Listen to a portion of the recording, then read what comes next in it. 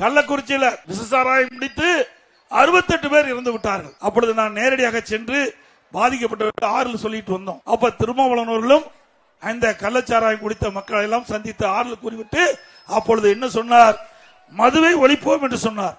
அதுக்காக ஒரு மாநாடு நடத்துறேன்னு சொன்னார். மாநாடு நடத்தினார். அந்த மாநாட்டை மது ஒழிப்பு மாநாடுன்னு அறிவிச்சுட்டு போதைப் பொருள் ஒழிப்பு மாநாடுன்னு மாத்திட்டார்.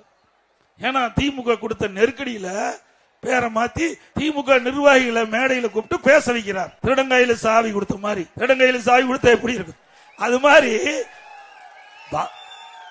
திமுக ஆட்சியில மக்கள் பாதிக்கப்பட்டிருக்கிறாங்க. அந்த ஏழை எளிய மக்கள் இந்த கள்ளச்சாராயத்தை அறிந்து 68 பேர் மரணம் அடைந்திருக்கிறாங்க.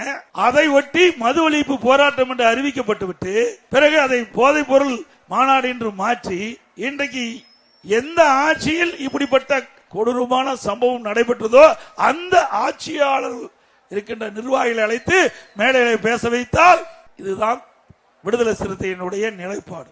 தெரிஞ்சு நிறைய பேச வேண்டியது இருக்குது. பாவம் அவர் சேராத இடத்துல போய் சேர்ந்துட்டார். சேராத இடத்தில் சேர்ந்து விட்டார்.